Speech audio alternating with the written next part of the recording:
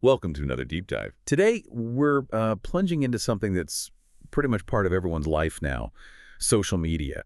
And, I think for a lot of us, there's this constant push and pull, right? It connects us, but man, it can sometimes be a real source of strain. It absolutely is a definite love-hate thing for many, and our mission here really is to unpack that complexity. We're using the sources you shared with us to look beyond just the usual takes. Is it, basically good for us, or is it heading towards being a bit of a digital disaster? The goal is to give you a really solid, balanced understanding, maybe even a few aha moments or surprising facts so you feel properly informed, not just overwhelmed. Okay, let's dive right in then.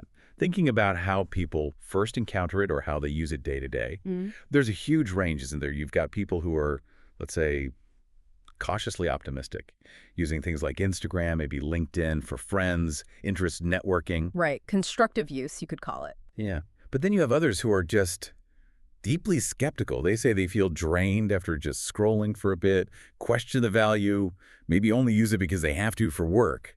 And what's really striking from the sources is how much the actual design of these platforms shapes those feelings. Things like, the endless scroll, those constant notifications, the little like buttons. They're not accidents. They are absolutely engineered to keep us hooked. Oh, definitely. The algorithms are smart. They figure out what keeps your attention. Exactly. Exploiting attention using these variable reward systems. It's a bit like a slot machine designed to keep you pulling the lever or scrolling down. It's such a powerful pull. It really is like trying to eat just one chip from the bag. It's hard to stop once you start.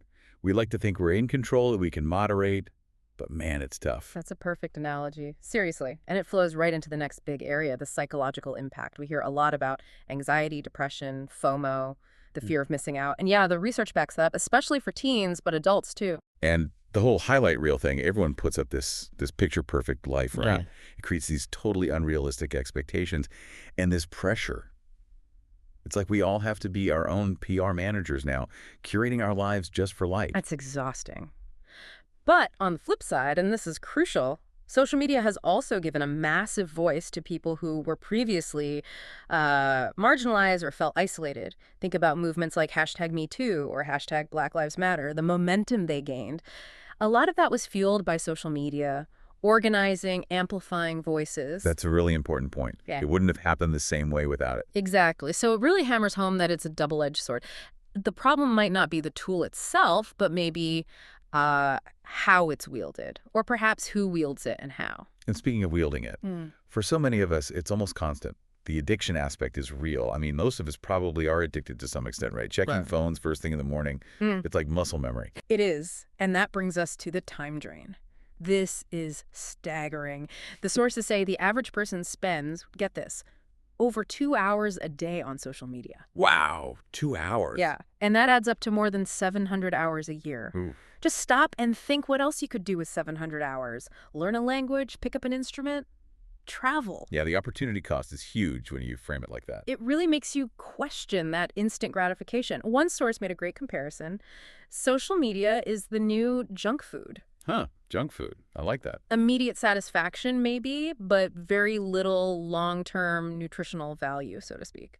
That hits home. And people are starting to realize it, aren't they? You see trends like digital detoxes, people using app timers, those minimalist phones. Definitely. There's a growing awareness, attempts to push back, but, and this is the kicker, the sources also show how hard it is to stay away once you reinstall those apps. The pull is just incredibly strong. And that constant pull, that time sink. It must affect our relationships, too. There's this argument that it can make connections feel, cheaper, more superficial. That's a big concern. You can have like 1,000 friends online, but still feel incredibly lonely. Right. There's a real difference between connection, just being linked digitally, and genuine communication, a like or even a quick comment.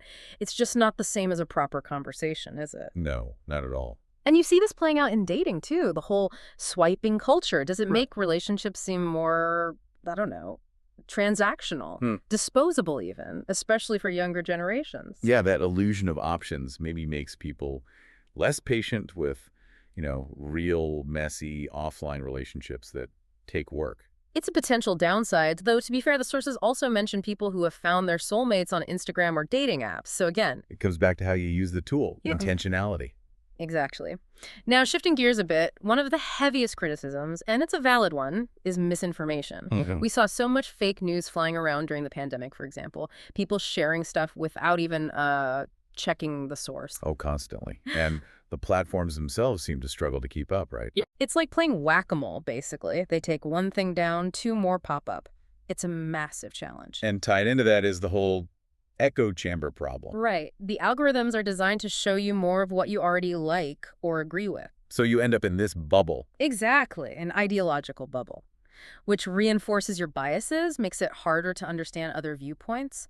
And frankly, that can be dangerous for democracy. It just deepens the divisions. Yeah, nuance just disappears. Yeah. Everything becomes black and white. And then you get things like cancel culture. Which can create this climate of fear, you know? People become afraid to speak freely, afraid they'll say the wrong thing, and face this huge online backlash. Okay, so those are some serious downsides. Yeah. But we have to talk about the opportunities too, because they are massive. Absolutely massive. Think about all the influencers, the small business owners, artists, creators. Social media has opened doors for millions. It really has democratized visibility in a way. You don't necessarily need a huge marketing budget anymore. Right. A single viral post can literally make your business explode overnight.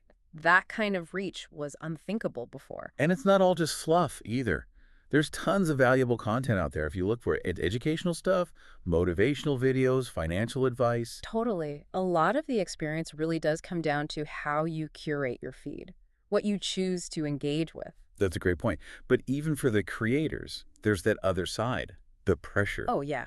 The constant need to post to grow your audience, it can lead to serious content burnout. It's relentless. So you're creating, you're consuming. Oh. But what are we giving up in return? Let's talk about privacy. The big one. Every click, every scroll, it's all being tracked. It's kind of creepy when you think about it. It is. Yeah. Because the fundamental model is, well, we are the product. These platforms are free because they're selling our data, our attention to advertisers. And most of us, myself included probably, don't even realize the full extent of what we're giving away. Facial recognition, location tracking, detailed behavioral analysis. It does feel borderline dystopian sometimes. Totally. And everyone's had that experience, right? Yeah. You mention something in a conversation and then suddenly you see an ad for it. Yeah. That is my phone listening to me moment. And exactly. And while it might not be direct eavesdropping usually, the predictive power based on all the other data they have is incredible. The bottom line is we sort of traded privacy for convenience. Yeah. Without really thinking it through. Pretty much. And now it's really hard to claw that back. So, looking ahead, where does all this go? What's the future of social media? Is it just this? Well, there's definitely a growing feeling, I think, among users and even some developers that the current system isn't really sustainable. All these issues we've talked about. Right. So people are exploring alternatives. You hear talk about decentralized networks where users have more control over data, or maybe subscription models without ads. Interesting. So technological fixes. Partly. Right. But it also needs a cultural shift, you know? Users demanding healthier platforms, being more mindful themselves, and maybe younger generations are leading that. The sources mentioned Gen Z. Yeah, there's some evidence they are more attuned to mental health impacts, authenticity, digital well-being. They seem less afraid to call out toxic stuff online. So maybe there is some hope then. Maybe.